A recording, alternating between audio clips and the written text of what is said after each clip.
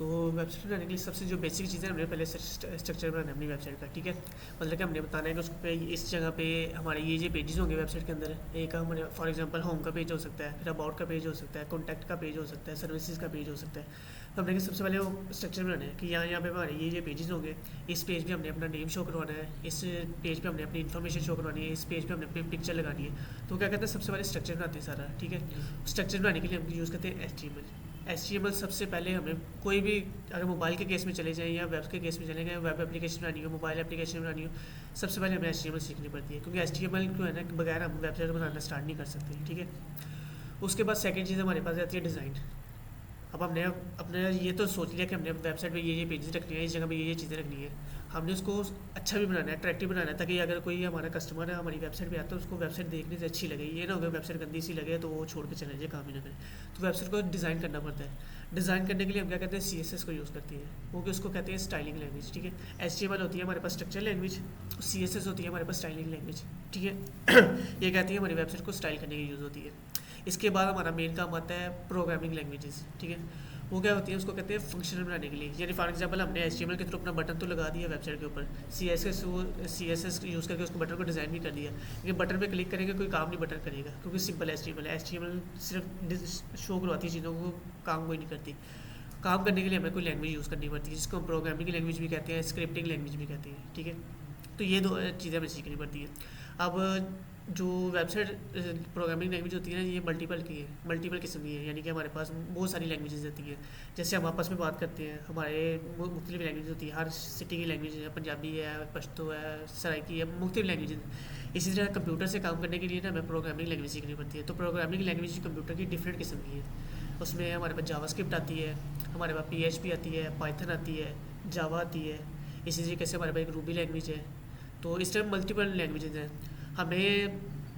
तो ये सारी लैंग्वेज क्या करती है, हमारे कंप्यूटर से बात करती है। हमने जब वेबसाइट बनानी है, हमने अपने कंप्यूटर को बताना होता है कि हम ये इस जगह पे ये चीज़ ऐड करना चाह रहे हैं, तो हमारा कंप्यूटर उस चीज़ को समझता है और उस चीज़ को बनाता है, ठीक है। तो वो चीज़ बनाने के लिए हम लैंग्वेज सीखते हैं, ठीक है। अब हमारा जो कोर्स है ना, ये रिलेटेड फ्रंट एंड और बैकएंड का, ये रिलेटेड है मन स्टैक से। मन स्टैक होती है, उसके अंदर हम सारी जावास्क्रिप्ट सीखते हैं। अब हमारे पास वेबसाइट के भी दो पार्ट होते हैं। हर मोबाइल एप्लीकेशन में चले जाएँ, गेम डेवलपमेंट में चले जाएँ या वेब एप्लीकेशन में चले, हमारे दो पार्ट होते हैं। एक होता है हमारा फ्रंट एंड और दूसरा होता है हमारा बैक एंड।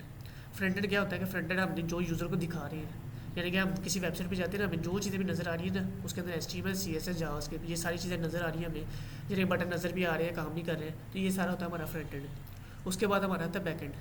अब बैकएंड क्या होता है कि बैकएंड में हमारे पास हमने किसी बटन पे क्लिक किया ना, फॉर एग्जांपल हमने वेबसाइट पे उसका फॉर्म बना हुआ था, यानी कि लॉगिन वाला फॉर्म बना था, उसमें यूज़र की ईमेल का फील्ड बनी हुई थी, पासवर्ड की फील्ड थी और बटन था सबमिट का। यूज़र ने वहाँ पे कुछ अपनी इन्फॉर्मेशन डाली और बटन क्लिक किया। अब बटन क्लिक तो किया, तो डाटा कहाँ पे गया, जो भी यूज़र ने इन्फॉर्मेशन वहाँ पे पुट की होगी ना, वो हमारे पे जाएगी बैकएंड पे। बैकएंड पे जाने के बाद हम उस पर प्रोसेसिंग करते हैं, हम चेक करते हैं कि क्या ये वही यूज़र है जिसने पहले अकाउंट क्रिएट किया हुआ था, तो बैकएंड का सिस्टम हम बनाते हैं। उसके बाद हमारा आता है डेटाबेस। हम यूज़र की इन्फॉर्मेशन लेके उसको डेटाबेस के अंदर स्टोर कर लेते हैं, ठीक है। ताकि बाद में अगर कोई यूज़र आता है ना, तो आगे उसको अगर लॉगिन करने की कोशिश करता है, उसको हमारे डेटाबेस में उसका इन्फॉर्मेशन पड़ी होगी, उसको लेके वहाँ पे शो करवा देगा। तो ये हमारा होता है पूरा वेबसाइट का ओवरफ्लो। यानी कि दो पार्ट होते हैं इसके अंदर, पहला फ्रंट एंड फिर बैक एंड। फ्रंट एंड वो चीज़ें जो यूज़र को नज़र आ रही है, ठीक है। उसके बाद हमारी है कि बैक एंड। बैक एंड के अंदर हम सारा कैलकुलेशन करते हैं, सारी इन्फॉर्मेशन करके उसको डेटाबेस के अंदर स्टोर कर देते हैं। डेटाबेस भी बैक एंड का ही पार्ट होता है, ठीक है। तो ये अभी हमारा कोर्स है फ्रंट एंड का। इसमें हम सीखेंगे कि हमने कोई वेबसाइट बनानी है, तो यूज़र को दिखाने के लिए जो चीज़ बनानी है वो कैसे बनाएंगे। उसके लिए हम सबसे पहले HTML सीखेंगे, फिर CSS सीखेंगे। फिर इन दोनों चीज़ों को सीखने के बाद ना, इनके हमें कोड काम काफ़ी ज़्यादा करना पड़ता है HTML CSS के लिए, लेकिन क्योंकि बेसिक चीज़ है ये, इसके बगैर वेबसाइट बन नहीं सकती, तो इसलिए पहले सबसे पहले ये सीखेंगे। उसके बाद हमारे पास थोड़ी सी आगे जाके ना, थोड़ी सी हमारी अपनी ईजीनेस के लिए हम क्या करते हैं, फ्रेमवर्क यूज़ करते हैं। यानी कि बनी बनाई चीज़ें हमें मिल जाती हैं, हम बनी बनाई चीज़ों को यूज़ करके अपना काम कर लेते हैं। अब HTML में अभी काम करेंगे ना, हमें अगर हमने कोई फॉर्म बनाना है ना, हमें सारा खुद से बनाना पड़ेगा, उसके लिए सारा सीखना पड़ेगा। तो हम पहले वो सीखेंगे कि खुद कैसे बनाते हैं। उसके बाद हम जब आगे जाएंगे फ्रेमवर्क्स यूज़ करेंगे, जैसे कि बूटस्ट्रैप हमारे पास एक फ्रेमवर्क है, टेलविंड हमारे पास एक फ्रेमवर्क है, वो भी हम सीखेंगे इसके अंदर ही। उसके अंदर क्या होता है कि हमारे बनी बनाई चीज़ें, अगर हमने फॉर्म यूज़ करना है, फॉर्म हमें बना बनाया मिल जाएगा, हमने उसको कॉपी करना है, अपनी वेबसाइट के अंदर लगा देना, काम करेगा। यानी कि हमें डिज़ाइन करने की ज़रूरत भी नहीं पड़ेगी, कुछ भी लिखने की ज़रूरत नहीं पड़ेगी, सारा हमें बना बनाया मिल जाएगा। तो ये चीज़ भी सीखेंगे। उसके बाद हम जाएंगे जो है ना प्रोग्रामिंग लैंग्वेज की तरफ। अगर तो हमारा इस कोर्स में टाइम बच गया तो हम इसमें कर लेंगे, लेकिन वो हमारा बैकएंड का पार्ट होता है वैसे। तो उसमें जाके हम क्या करते हैं, सबसे पहले जावास्क्रिप्ट सीखते हैं फ्रंट एंड के लिए, उसके बाद जावास्क्रिप्ट बैकएंड के लिए सीखते हैं। तो अभी हम HTML स्टार्ट करते हैं। तो HTML में हम देखते हैं कि HTML होती क्या है, कि इसमें कैसे काम करती है। ठीक है, ये कमल कौन सा सिखाओगे? फ्रंट एंड भी मैं करवा रहा हूँ, बैक एंड भी मैं ही करूँगा। ठीक है, तो हम जब जाएंगे अपनी, तो यहाँ पे लिखेंगे HTML स्टैंड्स फॉर। ठीक है, HTML का मतलब क्या है? HTML है। ठीक है, HTML का मतलब है हाइपर टेक्स्ट मार्कअप लैंग्वेज। अब हाइपर टेक्स्ट मार्कअप लैंग्वेज होती क्या है? हाइपर टेक्स्ट मार्कअप लैंग्वेज होती है कि हमने टेक्स्ट को लिखना है। हाइपर यानी कि बड़े केस में या छोटे केस में हम इसको टेक्स्ट को अपनी मर्जी से मैनेज कर सकते हैं। फॉर एग्जांपल हमने अपना ना कोई हेडिंग देनी है, तो हेडिंग हमारे पास देने के लिए हमारे पास मल्टीपल वेज होते हैं। हमारे पास 6 टाइप्स की हेडिंग होती है HTML के अंदर।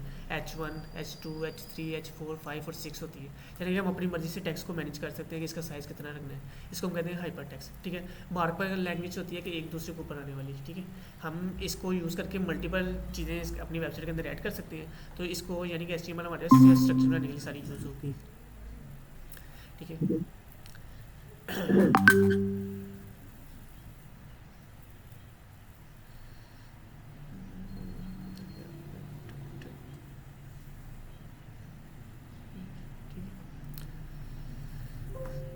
यहाँ पे बैग हाइपर स्पीकर बंद कर दो।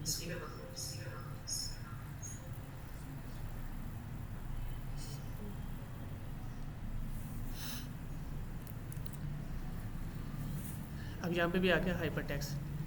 Refer to text that contain links. Hyper का मतलब होता है हमारे पास लिंक्स भी ऐड कर सकते हैं। हाइपर इसको कहते हैं लिंक्स को ऐड करना, यानी कि हम अपनी वेबसाइट के अंदर लिंक भी ऐड कर सकते हैं। फॉर एग्जांपल हमने एक लिंक लगाया, हम चाहते हैं कि उस पर जैसे हमारी वेबसाइट पे एक बटन लगा हुआ है, उस पर जैसे ही यूज़र क्लिक करे तो दूसरी वेबसाइट पे चले जाए।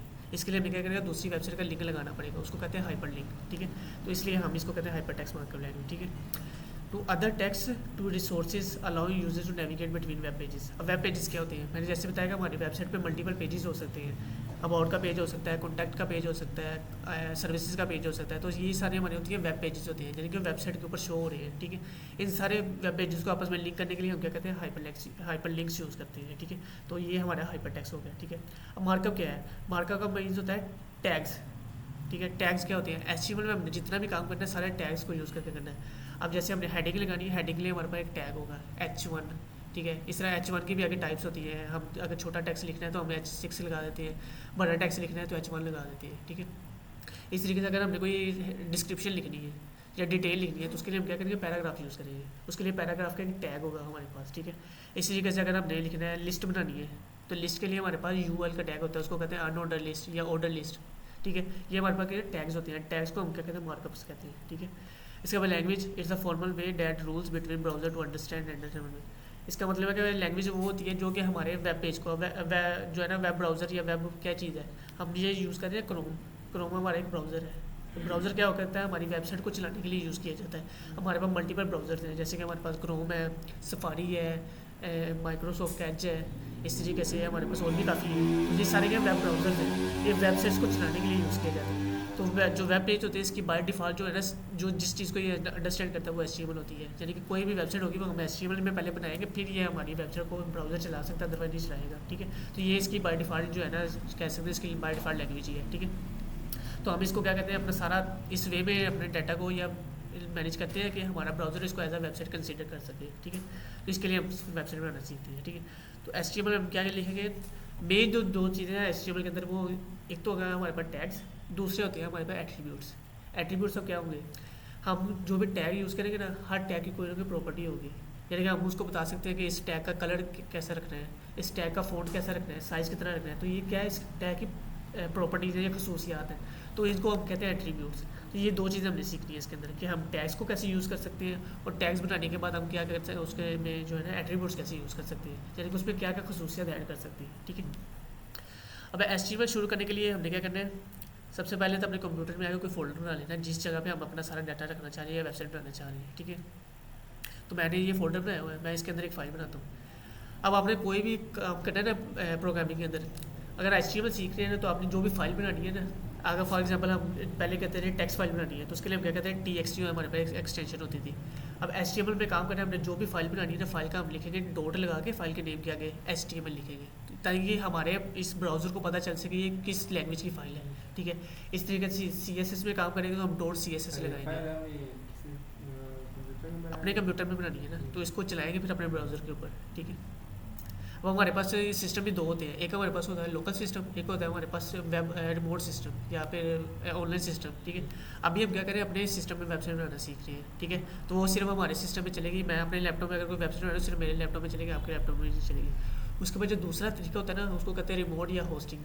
उसमें क्या होता है, हम वेबसाइट को ऑनलाइन रख देते हैं, ऑनलाइन रख के कोई भी उस वेबसाइट को यूज़ कर सकता है। अब आप अपने क्रोम पे जाके लिखते हैं ना www.youtube.com, तो वो वेबसाइट ओपन हो जाती है। उन्होंने वेबसाइट को होस्ट किया हुआ है, यानी कि वो पूरी दुनिया में कहीं भी बैठ के अपनी वेबसाइट को चला सकते हैं। लेकिन मैं अभी अगर अपने सिस्टम में बनाऊंगा तो सिर्फ मेरे लैपटॉप में वेबसाइट चलेगी, मेरे लैपटॉप के बाहर वेबसाइट नहीं चलेगी।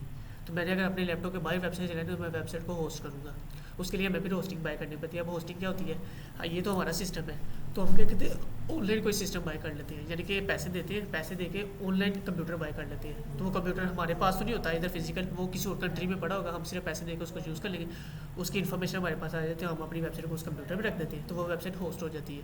फिर हम पूरी दुनिया में जहाँ मर्जी जाकर अपनी वेबसाइट को चला के देख सकते हैं। तो ये होती है हमारे पास होस्टिंग, ठीक है। ये दो तरीके होते हैं। अब HTML में काम करना है तो हमने क्या करना है, सबसे पहले फाइल बनानी है HTML की, जिसके अंदर हम HTML का काम कर सकते हैं, ठीक है। मैं एक न्यू फाइल बनाता हूँ,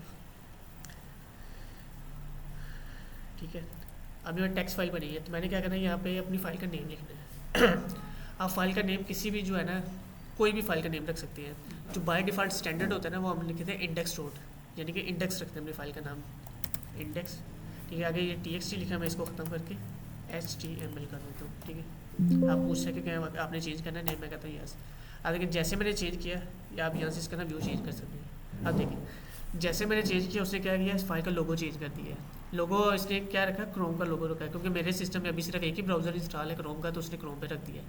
अगर आपके सिस्टम में कोई और ब्राउज़र इंस्टॉल होगा तो इस फाइल के आइकन चेंज करके उस ब्राउज़र पे रखिए, क्योंकि HTML फाइल में मैंने बताया कि कहाँ पे चलेगी, ब्राउज़र पे जाके चलेगी। हमें अपने वेबसाइट को चलाना है तो ब्राउज़र पे चलेगी, ठीक है। अब मैं इसमें डबल क्लिक करूँगा, क्योंकि अब मेरी वेबसाइट ओपन होगी किस पे, ब्राउज़र के ऊपर। लेकिन अभी इसके अंदर हमने फाइल सिर्फ बनाई है, फाइल के अंदर कुछ लिखा तो है नहीं, तो मेरा खाली पेज हो रहा है, ठीक है। अब हम क्या करेंगे, इसके अंदर HTML का कोड करेंगे ताकि हम इसके अंदर चीज़ें ऐड कर सकें। अभी हमारा ये जो ओपन हुआ है ना, इसको हम कहते हैं वेब पेज ओपन हो गया, और वेब पेज के ऊपर ये जो हमारा ऊपर वाला चीज़ आ रही है ना, ये वाली फॉर एग्जांपल, इसको हम कहते हैं हेड, इसका जो है ना हेड है, ठीक है। और ये जो नीचे वाला पार्ट होता है इसको हम बॉडी भी कह सकते हैं और डॉक्यूमेंट भी कह सकते हैं, लेकिन कंप्यूटर ये HTML की लैंग्वेज में हम इसको बॉडी कहेंगे, ठीक है। अब सबसे पहले अपना HTML का बेसिक स्ट्रक्चर सीखेंगे कि HTML के अंदर कोड लिखने के लिए सबसे लाजमी चीज़ क्या है। तो आपने क्या करना है, सबसे पहले ना एडिटर इंस्टॉल करना है। एडिटर पता क्या चीज़ होती है, कोड एडिटर। हाँ, विजुअल स्टूडियो कोड है, वो एक कोड एडिटर है। कोड एडिटर उसको कहते हैं जिसके अंदर हम अपने वेबसाइट का कोड लिख सकते हैं। फॉर एग्जाम्पल हम HTML में काम करें तो अपने HTML का कोड लिखना है, तो HTML का कोड लिखने के लिए हमें कोई ना कोई कोड एडिटर चाहिए होगा। तो जो VS कोड है ना, ये कोड एडिटर है जो कि हमारा कोड लिखने के लिए यूज़ होता है, ठीक है। इसी तरीके से और भी काफ़ी कोड एडिटर हैं, आप यूज़ करके किसी भी यूज़ करके काम कर सकते हैं। कौन सा वाला सबसे ज़्यादा यूज़ होने वाला VS कोड ही है, पूरी दुनिया में सारे यही यूज़ करते हैं, तो मैंने भी यही इंस्टॉल किया हुआ है। मैं अपनी विंडो को ओपन करूँगा, यहाँ पे विंडो बटन प्रेस करके VS कोड, ठीक है। तो इसको ओपन कर देना है।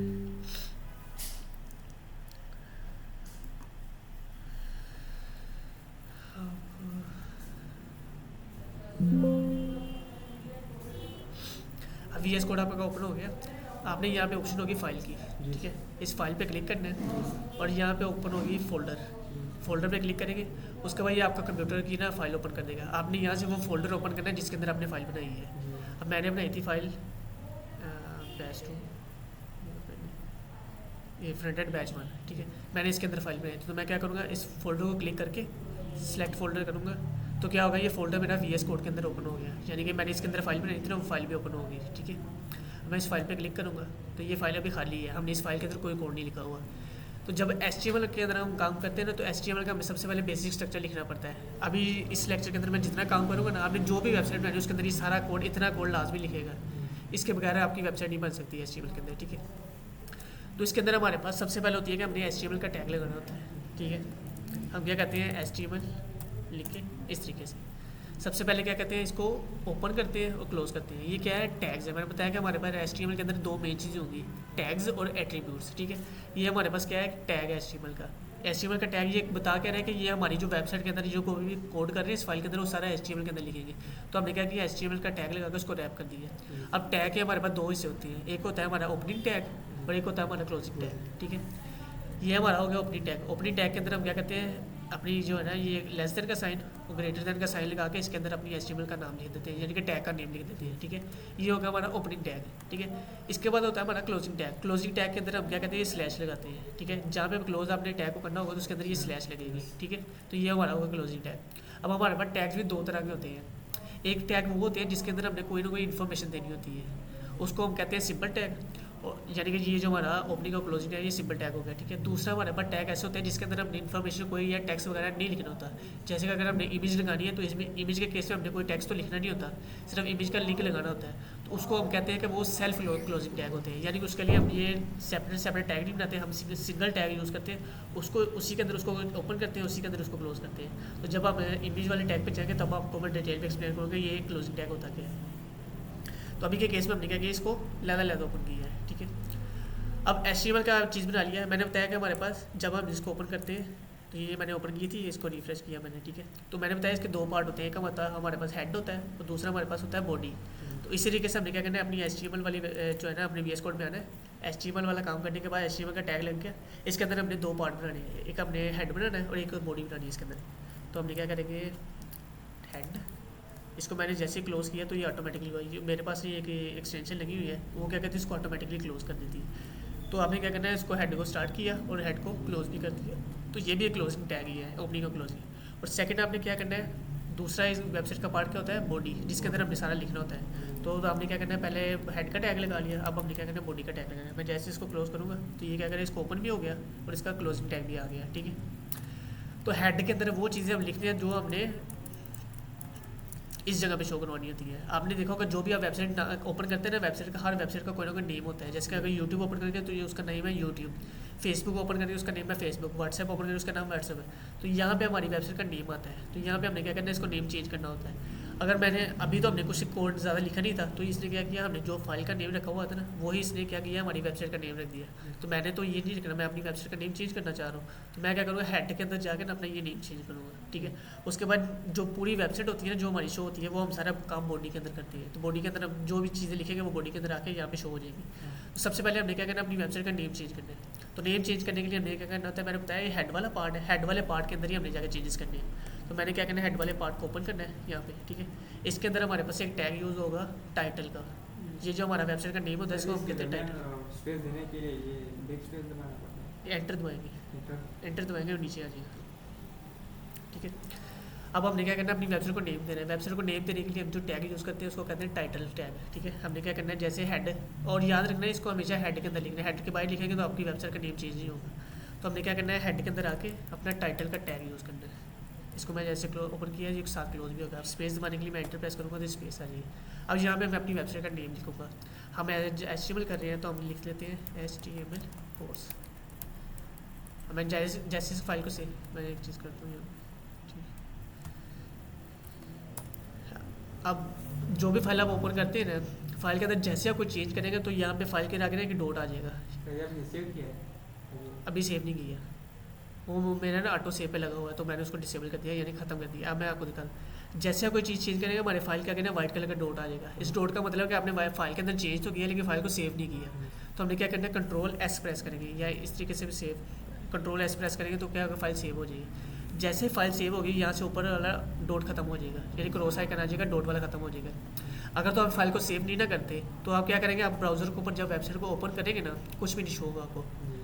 वेबसाइट को शो करवाने के लिए आपने हमेशा फाइल के अंदर चेंज करके फाइल को क्लोज करना है, यानी कि सेव करना है। सेव करने के बाद आप क्या करें, अब मैंने सेव कर लिया, अब मैं जाऊँगा अपने क्रोम के ऊपर, ये मेरा क्रोम है, अभी भी यहाँ पे कुछ नहीं शो हो रहा है। तो HTML के अंदर हमें एक चीज़ करनी पड़ती है, जब भी हम फाइल के अंदर चेंजेस करते हैं, फाइल को सेव करने के बाद हमें ब्राउज़र पे आके अपने फाइल को रिफ्रेश करना पड़ता है इसको। अब रिफ्रेश करने के लिए यहाँ पे हमारे पास एक एरो आइकन होता है, हम इसको प्रेस करेंगे तो हमारे पास पेज रिफ्रेश हो गया। अब देखिए जैसे मैंने रिफ्रेश किया मेरे पास ऊपर टाइटल चेंज हो गया, यानी कि हमारी वेबसाइट का नेम चेंज हो गया। यहाँ से हम अपनी वेबसाइट का नेम चेंज कर सकते हैं। ठीक है, अब टैग के अंदर हेड वाली चीज़, टैग जो है ना, हेड अपने टैग यूज़ किया है, इसके अंदर भी हमारे पास दो चीज़ होती है। एक होता है हमारे पास ये आइकन, ये देखिए ना स्लैश, यहाँ पे शुरू में कुछ भी नहीं आ रहा अभी। ठीक है, उसके बाद नेम आ रहा है। तो हेड में हमारे पास दो चीज़ें होती है, एक होता है हमारे पास आइकन और दूसरा होता है हमारे पास टाइटल। आइकन के अंदर अपनी वेबसाइट का आइकन लगाते हैं और जो टाइटल होता है इसके अंदर वेबसाइट का नेम लिखते हैं। अब जैसे कि मैं यूट्यूब अगर ओपन करता हूँ, ठीक है, आइए जैसे कि यहाँ पे यूट्यूब का आइकन आ रहा है और साथ यूट्यूब का नेम आ रहा है, ठीक है। तो इस तरीके से हमने क्या करना है, अपनी वेबसाइट का एक आइकन भी लगाना होता है और वेबसाइट का नेम भी लिखना होता है। आइकन लगाने के लिए हम क्या करते हैं, हेड के अंदर ही आके अपने, ये हमारा इतना काम होगा टाइटल का, तो हेड के अंदर ही हमने एक और टैग यूज़ करना है, इसको हम कहते हैं लिंक। और जैसे आप लिंक लिख रहे हैं यहाँ पे आपको नीचे ऑप्शन आ जाएंगे सारी। यहाँ पे एक ऑप्शन होती है फैब आइकन, ये जो हमारे वेबसाइट का आइकन होता है इसको हम कहते हैं फैब आइकन। तो आपने क्या करना है, फैब आइकन पे क्लिक करेंगे तो ये क्या करेगा, ऑटोमेटिकली इस चीज़ें ऐड कर देगा। मुझे ये चीज़ें भी नहीं चाहिए, मैं इसको रिमूव कर देता हूँ।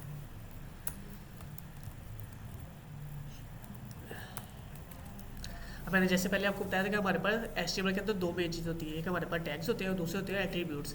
तो ये हमने क्या किया, पहले टैग यूज़ किया और टैग के अंदर हमने एक एट्रीब्यूट यूज़ किया है।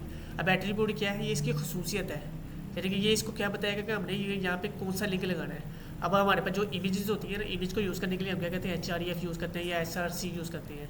तो मैंने बताया कि हमारे पास हाइपर लिंक होते हैं कि हम हाइपर लिंक, हमारे पास HTML का मतलब क्या है, हाइपर लिंक मार्कअप लेंगे, हाइपर टेक्स्ट मार्कअप लेंगे। तो हम हाइपर टेक्स्ट के अंदर लिंक्स भी यूज़ कर सकते हैं। तो हमने क्या करना है, यहाँ पे अपने आइकन का लिंक लगाना है। लिंक लगाने के लिए हम दो हमारे पास चीज़ें होती हैं, एक तो हम इमेज को डाउनलोड करके अपने इस फोल्डर के अंदर रख के लगा सकते हैं, और दूसरा हमारे पास है हम गूगल पे जाके अपने आइकन ढूंढ के ना, आइकन ढूंढ के उसका लिंक भी लगा सकते हैं। तो हम अभी क्या कहते हैं, आइकन ढूंढ के वहीं लगा देते हैं। तो मैं अपने क्रोम पे आऊँगा, यहाँ पे मुझे एक चाहिए आइकन, मैं इसको कहता हूँ डमी वेबसाइट फैब आइकन। तो इमेजेस पे क्लिक करूँगा तो मेरे पास ये सारी इमेजेस आ गई। तो ये हमारे पास बाय डिफ़ॉल्ट होता है ना, इमेज का जो है ना, हमारी वेबसाइट का इस तरीके से एक आइकन कहते हैं, ये वेबसाइट के लिए यूज़ होता है। आप किसी भी अगर वेबसाइट को बजाएंगे ना, ये आइकन बनाऊंगा, इसका मतलब है ये किसी वेबसाइट को जो है ना डिनोट कर रहा है। तो हमें ये वाला आइकन अगर पसंद है तो मैं आइकन पे क्लिक करूँगा। क्लिक करने के बाद इसका आइकन को राइट क्लिक करूँगा इसके ऊपर, और ये मेरे पास यहाँ पे ऑप्शन आ रही है। मैं यहाँ से क्या करूँगा, कॉपी इमेज एड्रेस, ठीक है, ये मेरे पास कॉपी इमेज एड्रेस है। एड्रेस में करना है, इमेज एड्रेस में। इमेज एड्रेस पे क्लिक करेगा तो ये क्या करेगा, इमेज का लिंक कॉपी कर देगा। मैं यहाँ पे क्लिक किया तो इसने क्या किया, इमेज का लिंक कॉपी कर लिया। अगर इमेज कॉपी करा तो सिर्फ इमेज कॉपी करना है, तो लिंक एड्रेस नहीं करना। ये इसका लिंक कॉपी करेगा, लिंक का एड्रेस कॉपी करेगा। एक मिनट, ये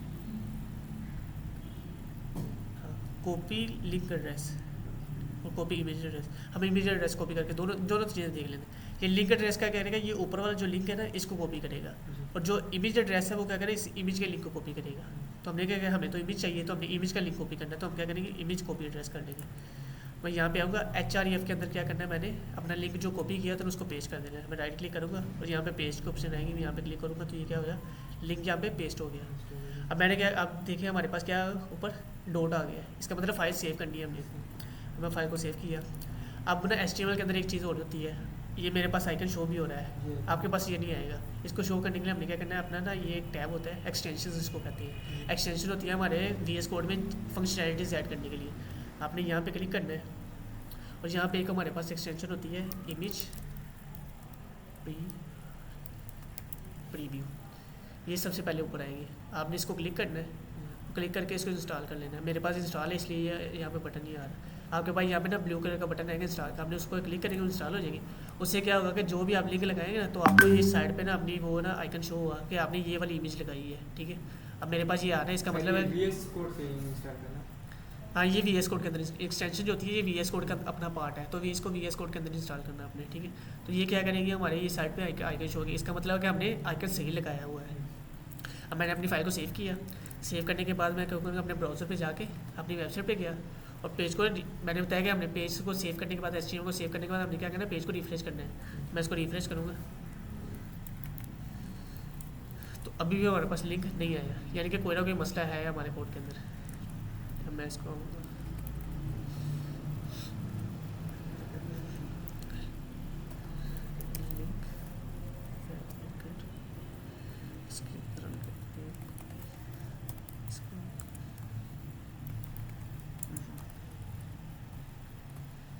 तो ये सही नहीं चल रहा, तो दूसरा तरीका हम चलाए। अगर एक तरीके से काम ना हो तो दूसरा तरीका हम यूज़ कर सकते हैं। दूसरे तरीके में क्या है, हमने जिस फोल्डर के अंदर अपनी फाइल बनाई है उस फोल्डर के अंदर आपने पिक्चर को सेव कर देना है, इमेज को सेव करना है। मैं क्या करूँगा, सबसे पहले इमेज को, बल्कि आ गया, ये ऊपर आ गया, हाँ आ गया, जो हमने मेल लगाई थी वो आ गई। अब हम दूसरा तरीका भी देख लेते हैं ताकि हमें दोनों तरीके से काम करना है, ठीक है। अब दूसरे तरीके में आपने क्या करना है, इमेज को यहाँ पे क्लिक करके इस इमेज को सेव कर लेना है। तो आप जैसे राइट क्लिक करेंगे हमारे पास ये ऑप्शन आ जाती है कि सेव इमेज एज। मैं जैसे ही यहाँ पे क्लिक करूँगा तो मेरे कंप्यूटर में पूछेगा आपने किस जगह पे स्टोर इमेज को सेव करना है। तो मैं क्या कहता हूँ जिस फोल्डर पे मैंने HTML की फाइल बनाई थी मैं उसके अंदर ही सेव करना चाह रहा हूँ। तो उसके लिए मुझे क्या करना है, सबसे पहले अपना वो फोल्डर सेलेक्ट करना पड़ेगा। मैं जाऊँगा यहाँ पे था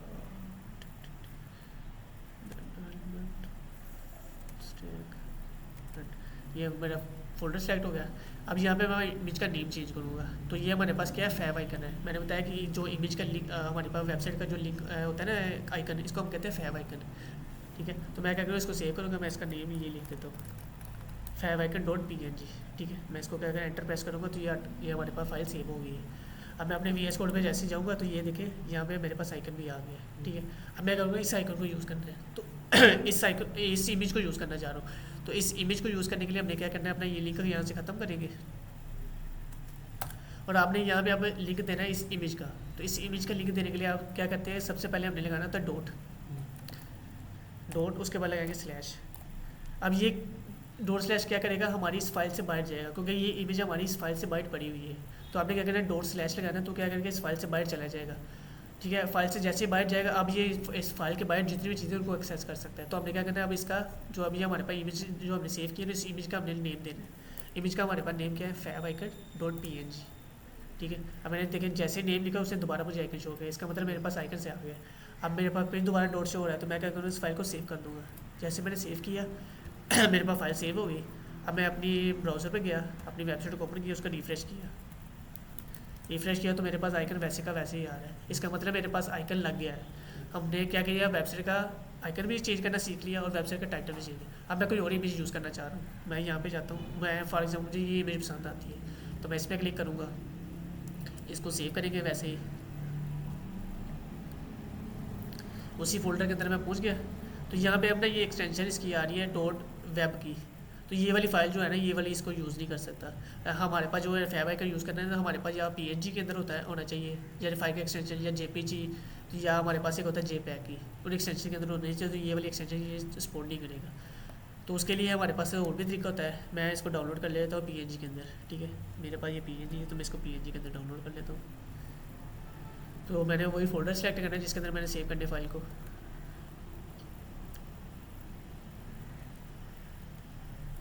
अब पहले मेरा favicon.png के नाम से पहले से फाइल पड़ी हुई है तो मैं उस नेम से फाइल दोबारा नहीं बना सकता। अब मैं यहाँ पे क्या रखूँगा, इसका नाम रख देता हूँ icon.png। ये नेम रख देता हूँ। नेम लिख के मैं एंटर प्रेस करूँगा तो ये फाइल मेरे से जो है ना उस फोल्डर के अंदर जाके सेव होगी। अब मैं जैसे VS कोड पे आऊँगा यहाँ पे हमारे पास फाइल आ गई होगी, यानी कि हमारे पास favicon वाली इमेज भी आ गई है और आइकन वाली इमेज भी आ गई है। तो मैं यहाँ से क्या करता हूँ, अपनी दूसरी इमेज यूज़ करना चाह रहा हूँ। तो मैं favicon के यहाँ मैं लिख दूँगा icon.png। मैंने अपना जो फाइल का नेम चेंज कर दिया। इसका मतलब मैं अब इस फाइल को यूज़ नहीं कर रहा है, इस इमेज को यूज़ नहीं कर रहा है, इस इमेज को यूज़ करना चाह रहा हूँ। तो मैंने ये लिख दिया। अब मैंने फाइल को सेव किया। ठीक है, सेव करने के बाद दोबारा मैं अपने एक ब्राउज़र पे आया, अपनी जो है ना अपने उसको वेबसाइट को चलाया और रिफ़्रेश किया। ये थोड़ा सा टाइम लेती है रिफ़्रेश होने में। मैं इसको दोबारा चलाता हूँ, कंट्रोल से इसको सेव किया, रिफ्रेश कर दिया। अगर इस तरह कोई मसला कर रहा है आपने क्या करना है, इसको बंद करना है अपनी फाइल को और दोबारा यहाँ से आगे चलाना है। जिस फोल्डर के अंदर फाइल पड़ी हुई है ना, इस फोल्डर के अंदर आगे दोबारा क्लिक कर लेना है। अभी भी ये नहीं चेंज हो रहा तो क्यों नहीं हो रहा। इसको पुरानी इमेज को डिलीट कर देते हैं हम, इस वाली को, और इसको सेव करते हैं। आप चेक करते हैं, अभी भी नहीं कर रही है। इसका नेम भी यहाँ से चेंज करेगा, टाइटल, इसको सेव किया, टाइटल तो चेंज हो रहा है।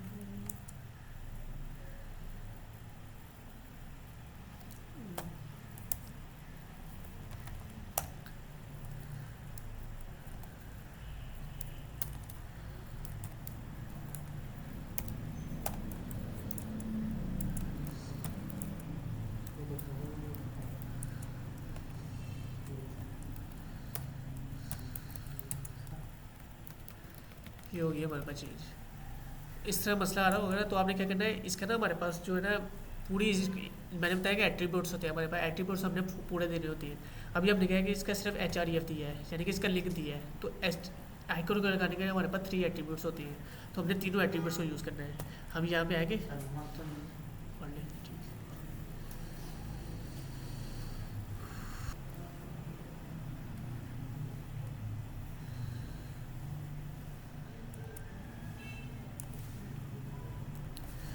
है। तो HTML हमारे पास क्या है, हाइपर टेक्स्ट मार्कअप लैंग्वेज। इसमें हमने क्या करना होता है, लिंक्स लगाने होते हैं, ठीक है। तो हमारे पास जो इमेज होती है ना, ये भी हमने जो फैब आइकन है, वेबसाइट का फैब आइकन, इसको भी हमने लिंक के थ्रू लगाना होता है। इसका यानी कि हम लिंक का टैग यूज़ करके उसके थ्रू हम इमेज लगाते हैं। तो हमने क्या किया था, लिंक का टैग यूज़ करके उसका एट्रीब्यूट यूज़ किया था href, यानी href के अंदर क्या है, हमने वो लिंक देना होता है जहाँ पे वो इमेज पड़ी हुई है। इसमें हम क्या कर सकते हैं, इस इमेज को अपने फोल्डर में सेव करके वो भी लिंक दे सकते हैं। दूसरा क्या कर सकते हैं, हम वेबसाइट से, किसी वेबसाइट से उठा के उसका लिंक लेके वो भी आप लगा सकते हैं। तो ठीक है, इसलिए हमारे पास ये ना, ये लिंक का टैग होता है ना, मल्टीपल चीज़ों के लिए यूज़ होता है। जैसे कि हमारे पास एक पेज से दूसरे पेज पे जाने के लिए हम लिंक लगाते हैं, वो उसके लिए भी यूज़ कर सकते हैं। उसके लिए हमारे पास, हम कल को CSS करेंगे, हमने CSS भी यूज़ करनी है, उसके लिए भी हम लिंक लगा सकते हैं। तो ठीक है ना, इससे मल्टीपल चीज़ों को लिंक लगाने के लिए यूज़ किया जाता है। तो इसलिए क्या हो रहा था, अभी हमने सीधा उसको ना ये चीज़ दी थी, एक ही एट्रीब्यूट दिया था, तो वो मसला कर रहा था। वो क्या है ना, बार बार ना हमारे पेज पे जो आइकन लगता है ना, वो उसको शो नहीं करवाता था, वो मसला कर रहा था। इसके लिए इसके जो सही एट्रीब्यूट्स होते हैं वो 3 एट्रीब्यूट्स होते हैं। एक हमने क्या करना है, सबसे पहले इसका रेफरेंस देना होता है। इसको हम कहते हैं, एक एट्रीब्यूट है REL, यानी कि अपने रेफरेंस देना है कि ये क्या चीज़ है। हम ये आइकन लगा रहे हैं, तो आइकन क्या होगा हमारे पास, ये इसका जो रेफरेंस है वो आइकन होगा। जब हम CSS लगाएंगे तो वहाँ पे उसका जो है ना, जो रेफरेंस होगा वो स्टाइल शीट होगा, क्योंकि CSS स्टाइल के लिए यूज़ होता है, वो स्टाइल शीट हो जाएगा।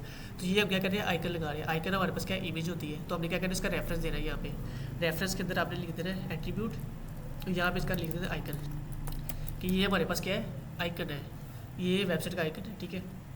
अब एट्रीब्यूट लिखने के लिए हम क्या करते हैं, सबसे पहले एट्रीब्यूट का नेम आता है हमारे पास, उसके बाद हम क्या करते हैं, इक्वल लगाते हैं। इक्वल लगाने के बाद अब ये इस तरह के ना, ये डॉट्स होते हैं, इन डॉट्स को हम कहते हैं कोटेशंस, ठीक है। ये हमारे पास 2 तरीके के कोटेशंस होते हैं। एक हमारे पास ये सिंगल होते हैं, इससे भी काम हो जाता है। एक हमारे पास ये होता है डबल कोटेशंस, दोनों से काम हो जाता है। सिंगल लगाने के लिए हम क्या कहते हैं, हमारे पास ये बटन होता है कि एंटर के बिल्कुल साथ, वो दबाएंगे तो सिंगल कोटेशन लग जाएगा हमारे पास, ठीक है।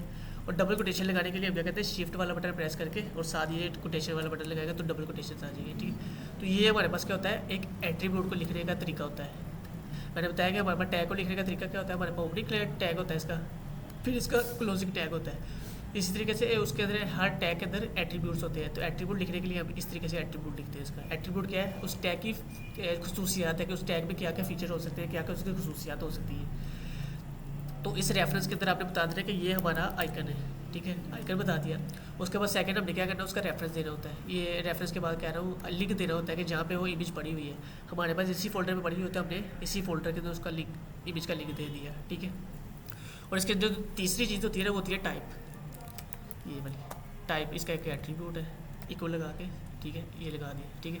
अभी टाइप क्या चीज़ है, हमने बताना है कि ये टाइप जो है ना हमारा किस फॉर्मेट में है। अभी हमने क्या किया, इमेज लगा रहे हैं, तो हमने इसको बताना है कि ये एक इमेज है, इमेज।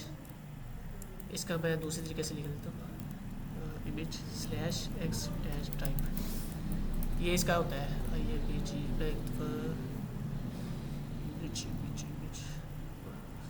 एक्स आइकन होता है। हमने क्या करना है, इसकी टाइप पूरी लिखनी होती है, इमेज एक्स आइकन। ये हमारे पास लिंक लगाने का पूरा तरीका होता है, यानी कि अपना जो है ना फैब आइकन, उसको लगाने का पूरा कंप्लीट तरीका होता है, ठीक है। तो आपने इस तरीके से लगाएगा तो वो आपका कोई मसला नहीं है। अब अगर मैं इमेज चेंज करके दिखाता हूँ आपको, हम अपने ब्राउज़र पे वापस आते हैं। हमारा ब्राउज़र किधर था, ये वाला। अब मैं इसको चेंज करता हूँ, ये वाली इमेज से हमारे पास, मैंने क्या किया, इस पर क्लिक किया, इसको ऊपर किया साइड पे, इसको डाउनलोड किया, इमेज से नहीं कॉपी नहीं करना, हमें इसको सेव करना है। तो मैं क्या करूँगा, इमेज सेव है, इस पर क्लिक किया, वो फोल्डर पूछेगा, फोल्डर के अंदर जाके हमने इसका नाम रखना है, चेंज करना है। एंटर प्रेस करूँगा तो वो हमारी फाइल उस फोल्डर के अंदर जाके सेव हो जाएगी, ठीक है। अब मैं अपने VS कोड पे वापस जाऊँगा, ठीक है। अब हमारे पास वो जो इमेज डाउनलोड की है वो आ गई है। यहाँ पे आके मैं आइकन चेंज करूँगा अपना, ये हमारे पास था फैब आइकन। अब मैं फाइल को सेव करूँगा, अपने क्रोम पे वापस जाऊँगा, ये मेरी वेबसाइट थी, मैं वेबसाइट पे जाके रिफ्रेश करूँगा तो देखें अब उसी टाइम पिक्चर चेंज हो गई है। पहले क्या हो रहा था, पिक्चर मसला कर रही थी, बार बार पिक्चर हम क्या कर रहे हैं, रिफ्रेश कर रहे हैं, लेकिन पिक्चर चेंज ही हो रही थी। अब ये इस तरीके से आप लगाएंगे ना, इसके सारे एट्रीब्यूट्स देंगे, उसको सारा तरीका बताएंगे, तो उसी टाइम पिक्चर चेंज कर देगा, फिर पिक्चर आपको मसला नहीं करेगी। ठीक है, अब हमने टाइटल भी चेंज किया, तो टाइटल में दोबारा उससे कर देता हूँ ये, इसको क्या करना है, फिर रिफ्रेश करेंगे तो मेरा टाइटल भी चेंज होगा। तो किसी भी वेबसाइट बनाने के लिए हमने सबसे पहले हेड के अंदर उसका आइकन लगाना होता है। आइकन लगाने के बाद हम क्या करते हैं, उसका टाइटल देना होता है, वेबसाइट का हमारा टाइटल क्या होगा। ठीक है, ये दो चीज़ें लाजमी होती हैं हमारे पास, लाजमी तो नहीं होती, ये लिंक जो होता है ये लाजमी नहीं होता, लेकिन हम क्या कहते हैं, जिस भी वेबसाइट में है उसका जो है ना आइकन लगा होता है, तो वेबसाइट को थोड़ा सा ना अच्छा दिखाने के लिए उसका आइकन लाजमी लगाते हैं। ठीक है, अब आप क्या कहते हैं, ये हमारा टेक्स्ट जो है ना इस तरीके से आ रहा है, 3 लाइनों में आ रहा है। अगर हमारा कोई भी एट्रीब्यूट के अंदर टेक्स्ट थोड़ा सा हो रहा है, आप इसको एक लाइन के अंदर भी लिख सकते हैं। एक लाइन के अंदर लिखने के लिए क्या करना है आपने, इसको मैं वापस ले जाऊँगा यहाँ पे, और इसको भी यहाँ पे। ठीक है, इस तरीके से। अब हमारे पास ये फाइल को सेव करते हैं। हमारे पास ना फाइल जो है ना, जो भी कोड करते हैं ना, किसी भी लैंग्वेज के अंदर हो, चाहे HTML हो, CSS हो, जावास्क्रिप्ट, कोई भी लैंग्वेज, इसके अंदर हमारे पास एक चीज़ होती है, उसको कहते हैं इंडेंटेशन। इंडेंटेशन क्या होती है, हमने जो भी कोड करना होता है ना, इस तरीके से लिखना होता है कि कोड देखने से भी प्यारा लगे। अब हमने क्या लिखा है यहाँ पे, हमें समझ आ रही है कि HTML हमने यहाँ से स्टार्ट किया और यहाँ पे एंड हो रही है। ठीक है, उसके बाद हमने क्या किया, थोड़ी सी स्पेस दी है, स्पेस देने के बाद हमने उसके अंदर ये लगाया है, एंड लगाया है, और यहाँ पे एंड ख़त्म किया है। उसके बाद हमने हेड के अंदर अगर कोई चीज़ लिखी तो हमने क्या की थी, एक और स्पेस दी थी, स्पेस देने के बाद उसके अंदर ये चीज़ें लिखी थी। उसके बाद हमने ये टाइटल लिखा था। तो क्या हो रहा है, ये पढ़ने से हमें साफ समझ आ रही है कि कहाँ से ये कोई टैग स्टार्ट हो रहा है, कहाँ पे एंड हो रहा है, उसके अंदर कौन से टैग है। ठीक है, तो ये हमारे पास क्या है, इसके अंदर क्या होगा, ये HTML हमारे पास क्या है, अब पेरेंट टैग बन गया, यानी कि ये मेन टैग है हमारे पास। ठीक है, इसको कहते हैं पेरेंट। अब पेरेंट के अंदर हमारे पास कितनी चीज़ें हैं, 2 चीज़ें हैं। एक हमारे पास ये टैग है हेड का, और एक हमारे पास बॉडी का टैग है। इसको हम कहते हैं, ये है तो इसके पेरेंट के चाइल्ड है, लेकिन आपस में ये क्या है, सिबलिंग्स है। सिबलिंग्स क्या होते हैं, जो आपस में बहन भाई होते हैं ना, इनको कहते हैं सिबलिंग्स। ठीक है, तो हमारे पास जो है ना HTML के अंदर 2 टैग होते हैं, हेड का और बॉडी का। तो ये हेड और बॉडी आपस में सिबलिंग है, तो हमने क्या कहते हैं, सिबलिंग वाले टैग को लेकर एक स्पेस दे के फिर लिखना होता है। ये हमने क्या किया था, एक स्पेस दी थी, इसको कहते हैं एक टैब की स्पेस। टैब की स्पेस कह रहे हैं, आपके पास ना लैपटॉप के ऊपर बटन होता है टैब का। अब जहाँ पे आगे मैं फॉर एग्जांपल अगर यहाँ पे आता हूँ ना, मैं इसको एंड में लगा देता हूँ, तो जैसे मैं टैब प्रेस करूँगा तो क्या करेगा, एक स्पेस दे देगा। तो इससे क्या हो गया हमारे पास, ये आपने जब भी किसी पेरेंट के अंदर चाइल्ड लगाने हैं तो टैब की स्पेस देके ना फिर आपने लिखना है इसके अंदर। ठीक है, उसके बाद ये क्या है, ये लिंक और जो टाइटल है ना, ये हमारे पास हेड का हिस्सा है, यानी कि हेड के बाहर नहीं लिख सकते, इसको हेड के अंदर लिखना पड़ेगा। तो ये क्या है, हेड के चाइल्ड्स है, और ये आपस में क्या है, सिबलिंग्स है, यानी आपस में बहन भाई है ये। और जो हेड इसका है ना, ये इसका पेरेंट है। तो उसको हमने क्या कहना है, उसके अंदर फिर एक टैब की स्पेस है। पहले यहाँ पे क्या होता है, एक टैब की स्पेस आ रही थी, अब हम ये इसको लिखने के लिए 2 टैब की स्पेस लगाएंगे। ये हमने यहाँ पे एक टैब लगाऊंगा तो इसके इक्वल आ जाएगा, 2 टैब लगाऊंगा तो क्या करेगा, इससे आगे चला जाएगा। तो हमने क्या करना है, इस तरीके से कोड को लिखना होता है कि कोड देखने से समझ आएगा कहाँ से स्टार्ट हो रहा है, कहाँ पे। इस चीज़ को हम कहते हैं इंडेंटेशन। तो जब भी आपने कोडिंग करनी है, इसके अंदर लाजमी इंडेंटेशन का ख्याल रखना है। ठीक है, अगर आपसे ये सेट नहीं हो रही, फॉर एग्जांपल एक लंबी फाइल है, उसके अंदर ये सेट करने के लिए आपको टैब बार बार दबाना पड़ेगा, तो वो तो अच्छा तरीका नहीं है। अगर 100 लाइन लिखी हो तो बार 100 लाइन को सेट करेंगे, 1000 लाइन अगर आ गई तो वो एक लाइन तो नहीं हम कर सकते। तो उसका एक आसान तरीका होता है, मैं अगर इसको ख़राब करता हूँ, ये देखिए, ये सारा ये ना आगे पीछे करनी है मैंने। अब ये देखिए, कोड देखने से समझ आ रहा है कहाँ से स्टार्ट हो रहा है, कहाँ पे एंड हो रहा है, नहीं आ रहा। तो इसको एक इंडेंटेशन करनी है। इंडेंटेशन क्या होता है, हमें कोड देखने से समझ आता है कहाँ पे स्टार्ट हो रहा है। तो एक तो तरीका मैंने बताया कि टैब से हम कर सकते हैं, उसके लिए अगर 3-4 लाइनें तो हम टैब से कर सकते हैं। दूसरा तरीका हमारे पास होता है फॉर्मेट का। हमने क्या करना है, इस पर राइट क्लिक करना है अपनी फाइल के ऊपर, और यहाँ पे हमारे पास होती है फॉर्मेट डॉक्यूमेंट की। ठीक है, आपने इस बटन को जैसे प्रेस करेंगे, वो पूछेगा आपने कन्फिगर करना है फॉर्मेटर, कन्फिगर HTML का VS कोड एक्चुअल, ये हमारे पास एक ऑप्शन है ऊपर। मैं जैसे इस ऑप्शन पे क्लिक करूँ, वो क्या करेगा, ऑटोमेटिकली हमारे पास इंडेंटेशन है। इससे अगर 1000 लाइनें भी आ जाए, वो ऑटोमेटिकली सारी सेट कर देगा, यानी कि हमारा कोड सिंपल कर देगा, हमें एक लाइन को बार बार नहीं करना पड़ेगा। हम एक बार ये सारा बनाए उसके बाद हाँ, अगर फॉर एग्जांपल आपका ये सारा ख़राब हो जाता है, तो आप एक दफ़ा बना के पूरी फाइल के ऊपर राइट क्लिक करके उसको फॉर्मेट करेंगे, वो सारी ऑटोमेटिकली सेट कर देगा आपकी। लेकिन बेस्ट तरीका यही होता है कि आपने स्टार्ट से जब कोड लिखना होता है तभी आप इंडेंटेशन करके लिखिए, ताकि आपको कोड सिंपल रहे। ऐसा भी हो सकता है अगर हम ChatGPT से HTML का कोड ले लें, उसमें कॉपी करें, उसके आपको समझ नहीं आएगी ना। जब आप कोड ये कुछ चीज़ें सीख रहे हैं ना, ChatGPT को इस्तेमाल ना करें, बिल्कुल भी नहीं करना, क्योंकि जो चीज़ें सीखनी होती है ना, सीखने के लिए आप खुद काम करेंगे, आपको ज़्यादा समझ आएगा। अगर ChatGPT से कॉपी करेंगे, पेस्ट करते रहेंगे ना, उसके बाद मतलब जब बस सीख लिया उसके बाद आप यूज़ कर सकते हैं। लेकिन रिकमेंड यही है कि आप पहले आप खुद सीखें, उसकी प्रैक्टिस करें, उसके बाद उसके ऊपर LCD नहीं, अभी तो निकालें। कोई केबल इसकी लगी हुई है पीछे? केबल मेरे पास तो नहीं चल रही, आप नहीं चल रही? शायद मेरे लैपटॉप का मसला है। नहीं मेरे फोन के पता नहीं क्या मसला दिखा मेरा पर जो केबल होता है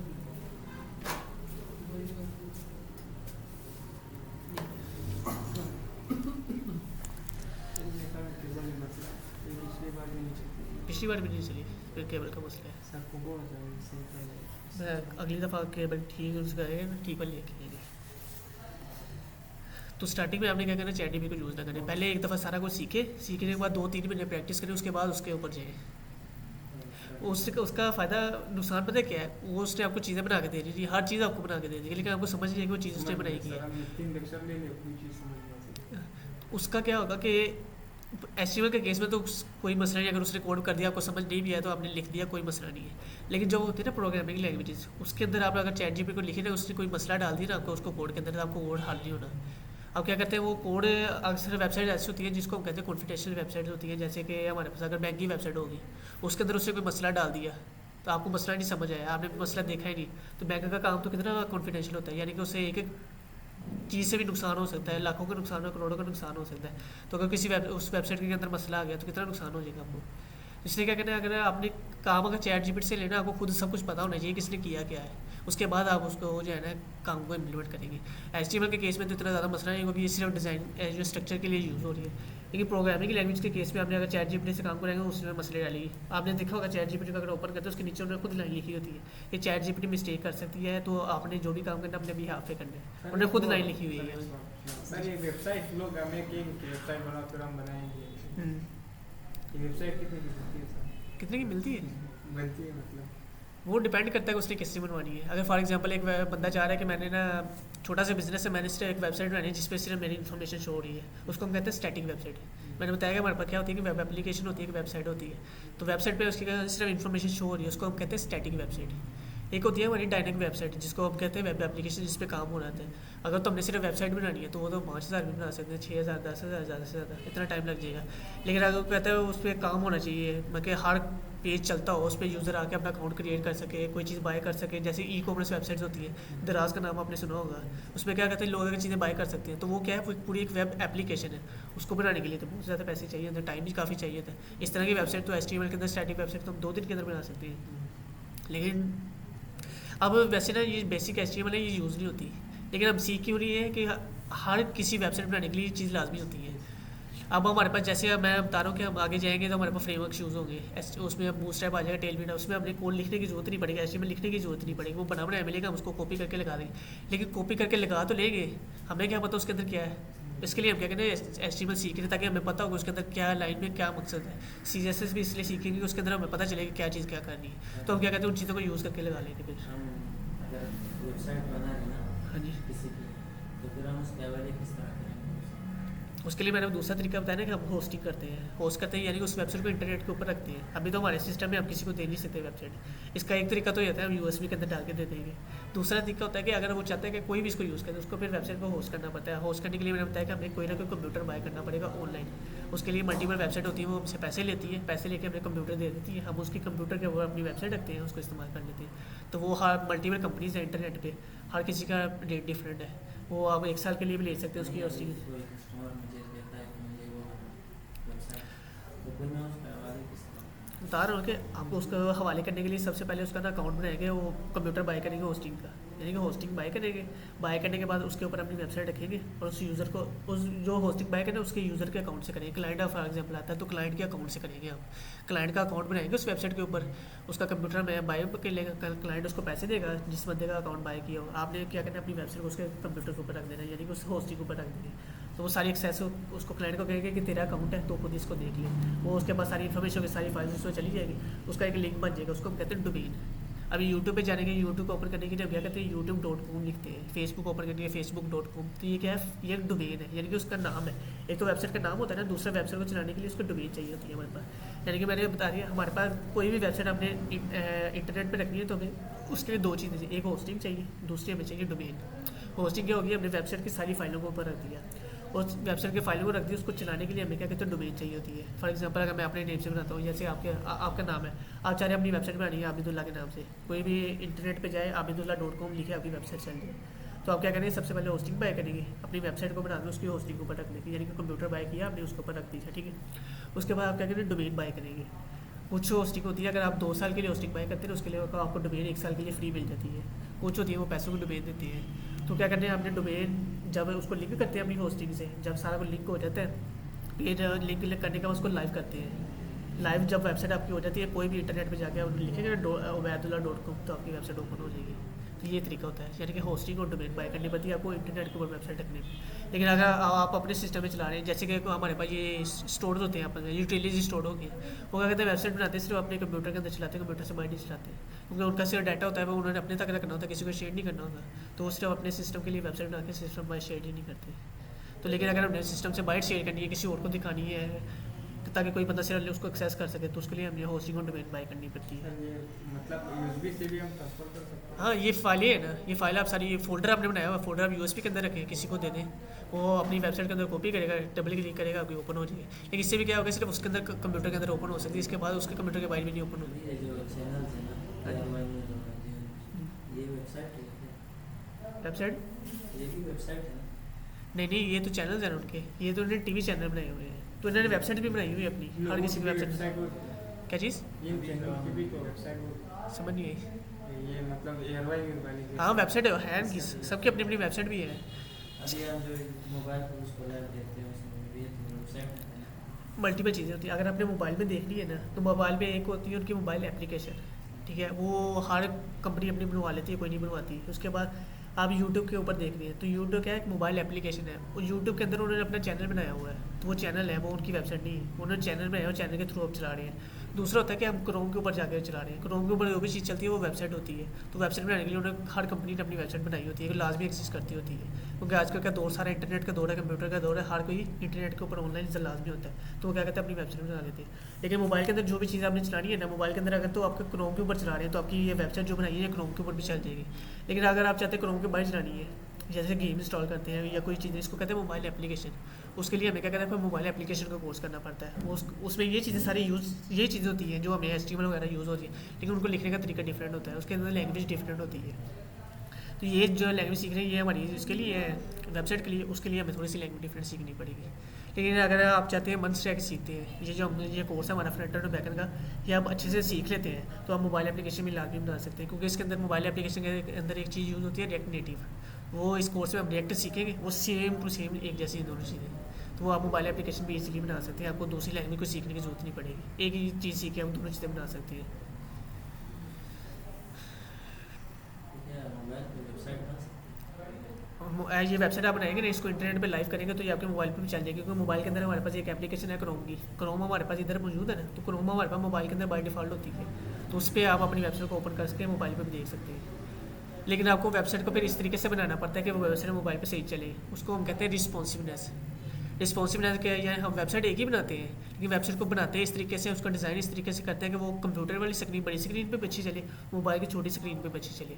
उसमें हम क्या करते हैं कि फॉर एग्जांपल हमने यहाँ पे लगाया हुआ एक बॉक्स बनाया है, उसके अंदर हमारे पास 3 कार्ड्स हैं। कार्ड्स क्या होते हैं कि हमने प्रोफाइल कार्ड बना दिया, जैसे कि आपका नाम लिखे, मेरा नाम, सबका नाम लिखे, एक कार्ड बना दिया। तो लैपटॉप की स्क्रीन पर अगर हमारी वेबसाइट चलेगी, हमने क्या करना है, एक ही लाइन के अंदर 3 कार्ड शो करवा दिए, ताकि वेबसाइट इसके स्क्रीन के साथ। लेकिन मोबाइल पे जाके मोबाइल पे हमने एक ही लाइन के अंदर 3 कार्ड नहीं शो करवा सकते, मेरे पास कंप्यूटर नहीं है, मैं मोबाइल पे वो बना सकता हूँ। ये पोर्ट नहीं कर सकते आप, पोर्ट मोबाइल पे नहीं होगा, वो लैपटॉप पे ही करेंगे, करने के बाद इसको लाइव करेंगे, फिर आप वहाँ पे जाके इस्तेमाल करते हैं। वहाँ पे आप सिर्फ वेबसाइट को देख सकते हैं या इस्तेमाल कर सकते हैं, बना नहीं सकते मोबाइल के ऊपर। बनाने के लिए आपको कंप्यूटर यूज़ करना है, क्योंकि ये VS कोड है, इसको कहते हैं कोड एडिटर। कोड एडिटर के अंदर कोड करते हैं, तो वहाँ पे VS कोड तो नहीं इंस्टॉल होगा ना, तो वो इधर आपको करना पड़ेगा। या उसके लिए एक तरीका और होता है, आप क्रोम पे जाएँ, आपको ना वेबसाइट्स मिल जाती हैं, वेबसाइट क्या है ना, हाँ वेबसाइट्स मिल जाती हैं जहाँ पे आप कोडिंग कर सकते हैं। जैसे फॉर एग्जांपल मैं जाता हूँ, यहाँ पे हम लिखते हैं HTML कोड एडिटर ऑनलाइन, ठीक है। अब ये मैंने वेबसाइट ओपन की, ये हमारे पास W3 स्कूल की, ये आपने देखी होगी वेबसाइट W3 स्कूल। इसको मैं क्लिक करूँगा ना, तो ये इसका एडिटर ओपन हो गया है। यहाँ पे आप क्या करें, अपनी प्रैक्टिस कर सकते हैं। यहाँ पे ये इसका है, आप इसको रन करेंगे, ये इसका रन का बटन होता है, जैसे रन का बटन प्रेस जी, तो ये क्या हुआ, इसका कोड एडिटर ओपन हो गया। तो यहाँ पे आप अपनी HTML की प्रैक्टिस कर सकते हैं। ये सारा HTML शो हो रही है यहाँ पे। अब यहाँ पे चेंजेस करके मैं यहाँ पे अगर चेंज करता हूँ पेज टाइटल की जगह, मैं टेस्टिंग लिख देता हूँ। टेस्टिंग लिख के मैं इसको स्टार्ट करूँगा तो ये क्या होगा, यहाँ पे चेंजेस आती जाएंगी, ठीक है। यहाँ पे हेडिंग के लिए मैं लिख देता हूँ this is my first heading. मैं ये चीज़ लिख के रन किया इसको, तो ये क्या हुआ, यहाँ पे चेंज हो गया। यानी कि यार ऑनलाइन भी इसकी प्रैक्टिस कर सकती है, लेकिन वेबसाइट बनाने के लिए आपको कोई ना कोई अपना लैपटॉप के अंदर कोड एडिटर इंस्टॉल करना पड़ेगा, क्योंकि फाइल्स आपके कंप्यूटर में रहेंगी। यहाँ पे आप प्रैक्टिस करने के लिए इसको रन करेंगे ना, पेज को रिफ्रेश करेंगे, ख़त्म हो जाएगी वेबसाइट, सेव तो नहीं होगी। सेव करने के लिए आपको अपना सिस्टम चाहिए, लेकिन प्रैक्टिस आप ऑनलाइन कर सकते हैं इस चीज़ की।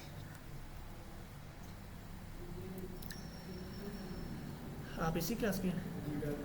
मैं आपने कहा था कि आज मैं संध्या दिन आके आपको डेमो क्लास देखते हैं, फिर नेक्स्ट वीक से आपकी क्लासेस स्टार्ट। सही। तो पहले कुछ सीखा है कभी HTML के बारे में या वेबसाइट के बारे में? मैंने वैसे 2 साल यूनिवर्सिटी में IT की थी। उसमें क्या चीज़ सिखाई है उन्होंने? सिखाई तो इतनी खास नहीं है, पूप सिखाई थी उन्होंने, ऑब्जेक्ट ओरिएंटेड प्रोग्राम। वो तो बहुत आगे की चीज़ है। थ्योरी बस उन्होंने पढ़ाई है। वेब डेवलपमेंट के कोर्स में तो हम सीखेंगे वेबसाइट्स को कैसे बनाया जाता है, ठीक है। अब वेबसाइट को बनाने के लिए हमारे पास मल्टीपल तरीके होते हैं। सबसे पहले हमें क्या करना पड़ता है, लैंग्वेज सीखनी पड़ती है कोई नहीं, जिससे को यूज़ करके हम अपनी वेबसाइट बना सकें, ठीक है। अब लैंग्वेज सीखने के लिए सबसे पहले हमारे पास आती है HTML। HTML क्या होती है, हमारी वेबसाइट का स्ट्रक्चर बनाने के लिए यूज़ होती है। यानी हमने अपने वेबसाइट को बनानी है, वेबसाइट पे हमने क्या क्या चीज़ें लगानी है, हमने टेक्स्ट लिखना है, हमने अपना फ़ोन नंबर लगाना है, अपनी इमेज लगानी है, अपने बारे में कुछ लिखना है। तो ये क्या हमारा स्ट्रक्चर है, यानी कि हमने डिसाइड करना है कि हम वेबसाइट को ये चीज़ें रखेंगे, ठीक है। उसके बाद क्या होता है, CSS आती है। CSS एक लैंग्वेज है जो कि डिज़ाइन करने के लिए यूज़ होती है। आपने देखा होगा क्या CSS क्या चीज़ डिज़ाइन करने के लिए? हमारी वेबसाइट को डिज़ाइन करने के लिए। यानी कि HTML हमारी वेबसाइट का स्ट्रक्चर बन गया, यानी कि हमने बता दिया कि हम वेबसाइट में ये चीज़ें ऐड करेंगे, ये स्ट्रक्चर रख गया। स्ट्रक्चर को हम क्या कहते हैं, डिज़ाइन भी करते हैं। आपने वेबसाइट देखा होगा बटन यहाँ पे शो हो रहा है, फिर नीचे लाइन जो है नेविगेशन शो हो रही है, फिर नीचे फुटर शो हो रहा है, फिर डिज़ाइन सारा बना होता है कि देखने से हमें प्यारा लगता है, हमें पता होता है कौन सी चीज़ कहाँ पे पड़ी है, उसको कहते हैं स्टाइल करना। तो हम CSS को यूज़ करके उसको स्टाइल करते हैं। तो ये जो चीज़ें होगी हमारी स्ट्रक्चर और स्टाइल की। इसके बाद आती है हमारी लैंग्वेज, प्रोग्रामिंग लैंग्वेज को कहते हैं, या उसको स्क्रिप्टिंग लैंग्वेज भी कह सकते हैं। तो वो क्या कहते हैं, उसको यूज़ करके हमें बताना होता है कि हम अगर किसी वेबसाइट पे हमारे पे बटन लगा हो तो बटन क्लिक के क्या काम होगा। यानी कि अगर हम किसी वेबसाइट में जाते हैं, वहाँ पे एक फॉर्म बना होगा, यूज़र का फॉर्म बना होता है। फॉर्म के ऊपर हम अपनी इन्फॉर्मेशन एंटर करते हुए सबमिट का बटन प्रेस करते हैं। तो सबमिट का बटन प्रेस करने में क्या काम होगा, डाटा कहाँ पे जाएगा, कहाँ पे जाके सेव होगा, उसको सारा काम करने हैंडल करने के लिए हमने कोई लैंग्वेज सीखते हैं। तो ये हमारा जो कोर्स है इसको कहते हैं मंस्टैक का कोर्स। मंस्टैक के कोर्स के अंदर हम क्या कहते हैं, जावास्क्रिप्ट की लैंग्वेज सीखते हैं, ठीक है। जावास्क्रिप्ट लैंग्वेज को यूज़ करके हम ये सारा काम करेंगे। यानी कि जब यूज़र है हमारी वेबसाइट पे आके फॉर्म के अंदर अपने डाटा इंसर्ट करके सबमिट का बटन प्रेस करेगा तो डाटा क्या होगा, हमारे सिस्टम में आकर स्टोर हो जाएगा, ठीक है। अब वेबसाइट के ना ये तो हो गया हमारा, इसको कहते हैं front end, HTML CSS JavaScript, ये होगा फ्रंट एंड, ठीक है। इसके बाद हमारा होता है वेबसाइट का बैकएंड होता है। हमारे पास वेबसाइट के अंदर 2 से 3 चीज़ें होती है। कोई लोग उसको 2 कंसिडर कर लेते हैं, कोई 3 कंसिडर कर लेते हैं। एक होता है हमारा फ्रंट एंड और दूसरा होता है हमारा बैक एंड। फ्रंट एंड के अंदर हमने वो चीज़ बना रही होती है जो यूज़र को नजर आ रही है। अब कोई भी वेबसाइट ओपन करते हैं, वहाँ पे डिज़ाइन बना हुआ, जो भी उसका स्ट्रक्चर बना हुआ है, बटन प्रेस करने में फॉर्म के अंदर डाटा सेव हो रहा है, ये सारा क्या है, यूज़र को नजर आ रहा है, इसको कहते हैं फ्रंट एंड, ठीक है। इसके बाद बैक एंड होता है। बैक एंड के ऊपर वो काम होता है जो हमने अपने सिस्टम के अंदर सेव करना है। अब यूज़र ने वहाँ पे हमारी वेबसाइट के ऊपर डाटा एंटर किया है, तो डाटा हमारे पास कैसे आएगा, हमारे पास कैसे आ गया, हमारे सिस्टम में कैसे सेव होगा, इसको हम कहते हैं बैक एंड। बैक एंड के लिए हमारे पास फिर बैक एंड की लैंग्वेज सीखनी पड़ती है हमें, ठीक है। तो ये हमारा जो कोर्स है मंस्टैक है, इसके अंदर हम सीखते हैं जावास्क्रिप्ट। तो जावास्क्रिप्ट फ्रंट एंड के लिए भी यूज़ हो जाती है, बैक एंड के लिए भी यूज़ हो जाती है, यानी कि हम एक ही लैंग्वेज को यूज़ करके दोनों काम कर सकते हैं। दूसरी लैंग्वेज से हमारे पास मल्टीपल लैंग्वेज होती है, जैसे कि हम आपस में कन्वर्सेशन कर रहे हैं, तो हमारे पास उर्दू है, पंजाबी है, हिंदी, सराइकी, कितनी लैंग्वेजेज है। हमने किसी से बात करनी है, हमें उसकी लैंग्वेज सीखनी पड़ती है। तो ये जो वेबसाइट पर आ रही है, हम कंप्यूटर से बात कर रहे हैं, कंप्यूटर से बात करने के लिए हमें कंप्यूटर की लैंग्वेज सीखनी पड़ती है, ठीक है। हमारे पास मल्टीपल लैंग्वेजेज होती है, जावास्क्रिप्ट है, PHP है, पाइथन है, जावा, रूबी, मल्टीपल लैंग्वेजेज हैं। तो आपने किसी एक को सीखना होता है, ठीक है। अब कुछ लैंग्वेज होती है वो सिर्फ बैकएंड के लिए यूज़ होती है, फ्रंट एंड के लिए यूज़ नहीं होती है। कुछ होती है जो सिर्फ फ्रंट एंड के लिए यूज़ होती है, लेकिन जावास्क्रिप्ट एक ऐसी लैंग्वेज है जो फ्रंट एंड के लिए भी यूज़ हो जाती है, बैकएंड के लिए भी यूज़ होती है, और इसको सीखना ईजी है। ये दूसरी लैंग्वेज के लिए इस पर ईजी है। तो हम क्या करें, इस कोर्स में जावास्क्रिप्ट को सीखेंगे, हम अपना फ्रंट एंड भी इसके थ्रू बनाएंगे, बैकएंड भी इसके थ्रू बनाएंगे। तो अभी हमने स्टार्ट किया HTML सबसे पहले, क्योंकि वेबसाइट बनाने के लिए हम स्ट्रक्चर बनाना है वेबसाइट का, तो स्ट्रक्चर बनाने के लिए हम सबसे पहले HTML का सीख। तो आज हमारा जो कोर्स है HTML का ही है, इसमें हम HTML सीख रहे हैं। HTML आज फर्स्ट डेट का। अभी ऑनलाइन ग्रुप में अभी नहीं है? जी सर। नहीं, आपको नहीं, दूसरे स्टूडेंट को कह रहा था।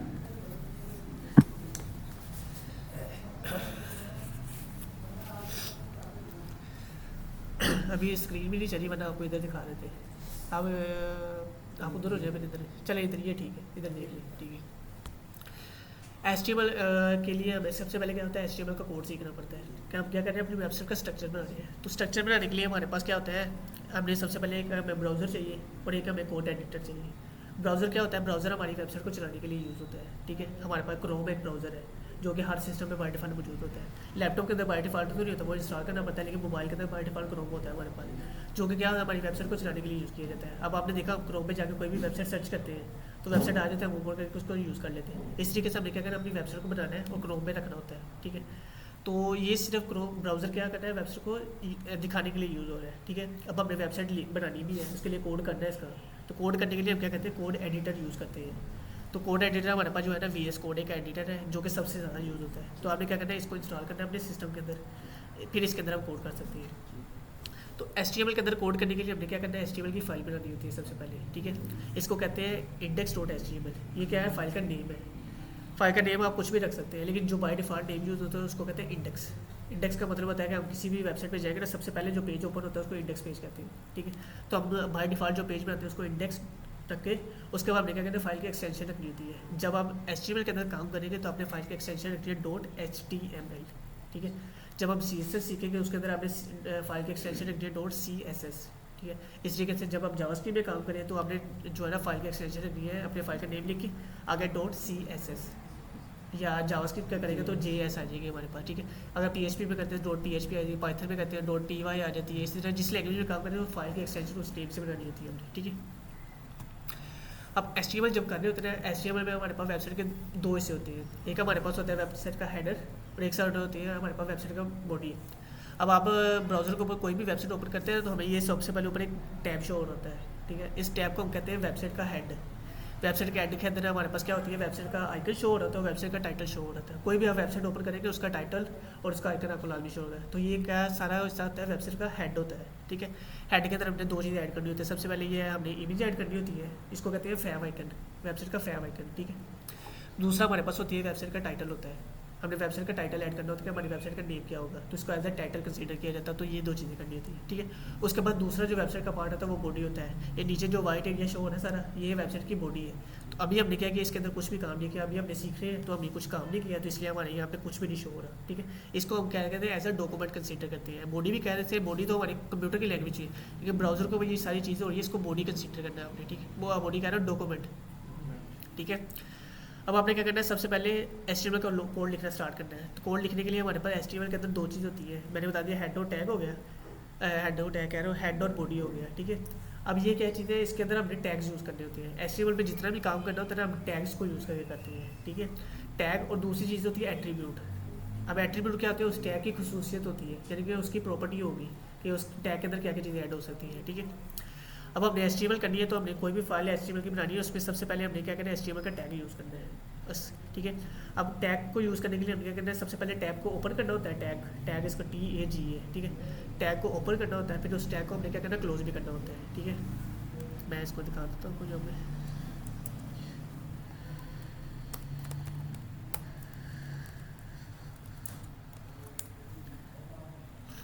तो ये हमने क्या किया, HTML के टैग को ओपन किया और उसको एंड पे क्लोज कर दिया, ठीक है। ये हमारा क्या है, ओपनिंग टैग और क्लोजिंग टैग। ये जो यहाँ से ओपन करते हैं ये इसका ओपनिंग टैग होता है, ठीक है। जहाँ से इसको क्लोज करते हैं इसका क्लोजिंग टैग होता है। ओपनिंग टैग करने के लिए आपने क्या करना होता है, ग्रेटर देन और लेस देन का साइन लगा के उसके अंदर टैग का नेम लिखना होता है, ठीक है। जब इसको क्लोज करना है, तो क्लोज करने के लिए आपने क्या करना है, ग्रेटर देन लेस देन का साइन लगा के इसके अंदर टैग का नेम लिखना है और इसके स्टार्ट में एक स्लैश लगा देती है, इसको कहते हैं स्लैश। ये हमारे पास ये स्लैश आ रही है, ये वाली, ठीक है। ये क्या करना है, किसी भी टैग को क्लोज करने के लिए यूज होती है, ठीक है। जब भी आपने HTML में काम करना है, आपने सबसे पहले HTML का टैग लगाना है, ठीक है। उसके बाद सेकंड चीज़ मैंने बताई कि हमारे पास क्या होती है, सबसे पहले वेबसाइट में हेड आता है, उसके बाद बॉडी आती है। तो आपने हेड के लिए सबसे पहले हेड का टैग लगाना है, ठीक है। उसके बाद बॉडी पे काम करने के लिए आपने क्या करना है, बॉडी का टैग लगाना है, ठीक है। अब हेड में मैंने बताया, हेड में हमारे पास दो चीज़ होती है, एक हमारे पास आइकन होता है वेबसाइट का और एक हमारे पास वेबसाइट का टाइटल होता है। तो हमने क्या करना है, आइकन लगाने के लिए हम क्या कहते हैं, लिंक को यूज़ करते हैं। लिंक का एक टैग हमारे पास जो कि HTML के अंदर बाय डिफॉल्ट एग्जिस्ट करता है। तो आपने क्या करना है, HTML लिंक वाला टैग यूज़ करना है, ठीक है।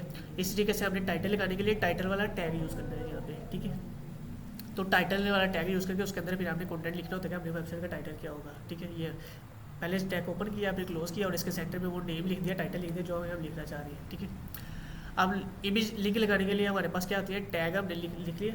टैग के बाद हमने क्या करते हैं, उसके अंदर एट्रीब्यूट्स ऐड करनी होती है, यानी कि उसके अंदर खसूसियात ऐड करनी होती है। तो खसूसियात ऐड करने के सबसे पहले हमने क्या करना है, रेफरेंस देना होता है। इसको फुल फॉर्म इसकी रेफरेंस है, शॉर्ट फॉर्म इसको कहते हैं रिलेशनशिप या रेफरेंस। वैसे रिलेशनशिप इसको कहते हैं, REL पूरा रिलेशनशिप होता है, लेकिन शॉर्ट फॉर्म इसको REL लिखा जाता है इसको। तो हमने रिलेशनशिप में बताना है कि ये हमारे पास क्या है, क्योंकि लिंक वाला जो टैग है हमारे पास है ना, ये मल्टीपल चीज़ों के लिए यूज़ होता है। ये हमारे पास चलिए नहीं, तार ही नहीं चली।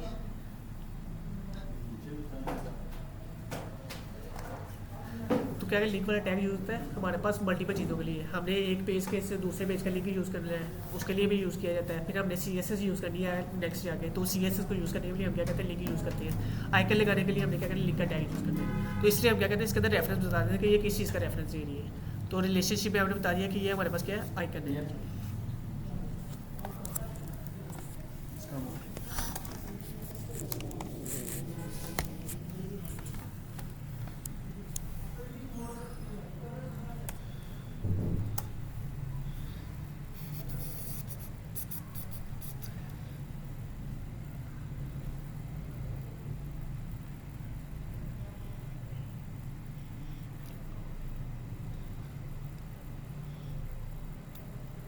आप कनेक्टर नहीं है आपके पास? नहीं, कनेक्टेड नहीं है। नहीं कनेक्टर लगता है आपका? हाँ, मेरा लग जाता है इस लैपटॉप में।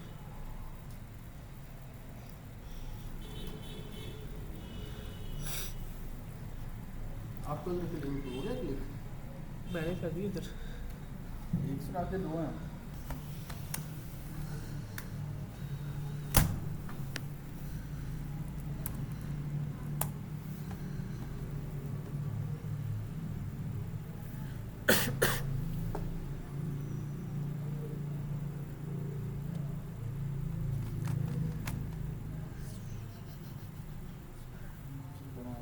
चलिए उधर 4 लाख खाते हैं, चलिए इसमें लग जाती है ये। एक दफ़ा चेक करते कि मेरे से लैपटॉप का मसला तो नहीं। तारों का शीशा है। हाँ, इसमें लगा के चेक करते हैं।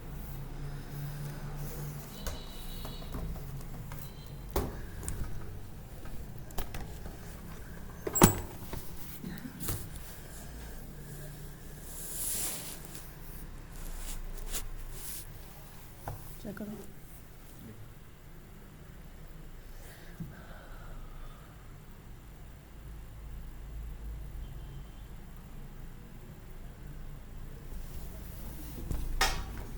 लग रहे हैं।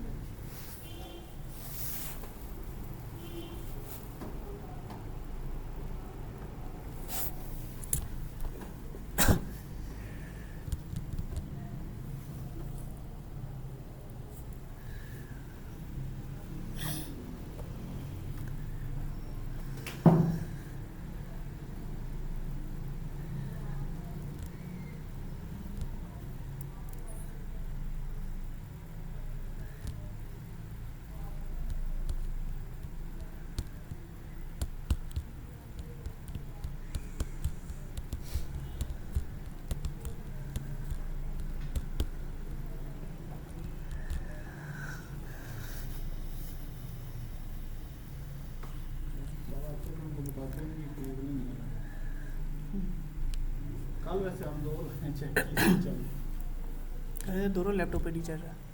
लैपटॉप का मसला नहीं, इनका एक मसला आ रहा है। कल ये ना ठीक। केबल खराब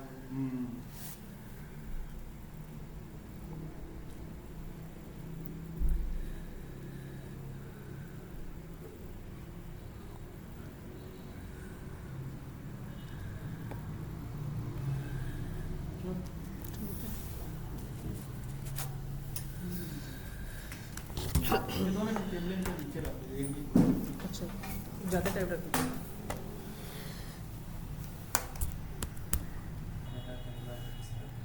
मैंने बताया ना कि अगर आपने ऑनलाइन प्रैक्टिस करनी हो तो आप क्या करें, W3 स्कूल को ओपन करके इसमें जाके इसका ये टेक्स्ट एडिटर ओपन होता है, इसमें रन पे क्लिक करेंगे। ये मैं आपने क्या लिखना है, मैं इसको एक दफ़ा क्लोज करके दिखाता हूँ। आपने क्या करना है, अपने क्रोम पे जाना है। मोबाइल में भी सेम यही काम है, जैसे ये मैं यहाँ पे कर रहा हूँ ना, मोबाइल में आपने सेम अपने मोबाइल में अपना क्रोम ओपन करना है। यहाँ पे जाके लिखना है ऑनलाइन HTML एडिटर, ठीक है। एडिटर लिखेंगे तो सबसे पहले हमारे पास वेबसाइट आएगी W3 Schools, ठीक है।